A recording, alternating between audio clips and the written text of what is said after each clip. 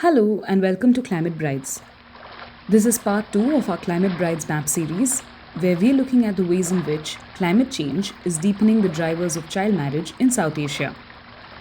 In part 1, we looked at gender inequality, and now we focus on a closely related issue, the gendered labor burdens in a changing climate.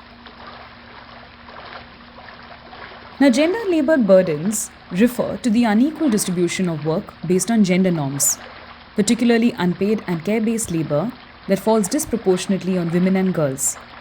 This includes caregiving, housework, collecting water or firewood, and supporting food security. This labor is often unrecognized, undervalued, and taken for granted. In many parts of South Asia, girls begin taking on domestic responsibilities from a young age.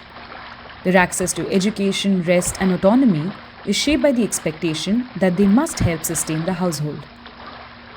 As these burdens grow, marriage often becomes a way for families to shift or relieve that responsibility. Climate change stretches these burdens even further. Droughts force longer treks for water, floods destroy homes and double caregiving demands. With rising illness, displacement, and food insecurity, families depend more on girls to hold things together at a great personal cost.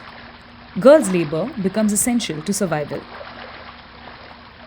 When domestic labor spikes, girls are pulled out of school first. Their value shifts from students to helpers, and marriage becomes the next step, not as a choice, but as a consequence of labor-driven dropout and crisis fatigue. Crises also reshape masculinity. Men and boys face pressure to remain providers even when climate shocks destroy jobs or land. When they can't meet these expectations, it can result in shame, tension, and decisions that reinforce control, including like marrying off daughters to ease economic strain or to reassert social stability. In drought-prone Bundelkhand in central India, reports suggest that girls walk up to 15 kilometers daily to fetch water. Families rely on daughters' labor, but when drought deepens, school becomes a luxury. Many are married off in early adolescence to reduce household stress. Meanwhile, in Pakistan's Sindh province, the 2022 floods displaced millions. In temporary shelters, girls took on caregiving for siblings and elderly relatives, and with schooling disrupted and resources stretched thin, families saw early marriage as a way to manage risks. Yet, most climate adaptation plans treat households as gender-neutral units.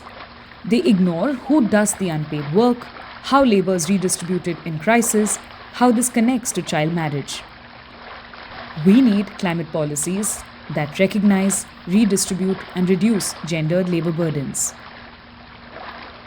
To learn more about the ways in which climate change deepens the drivers of child marriage in South Asia, follow Climate Brides and visit www.climatebrides.com to download the map, share your stories, and get involved.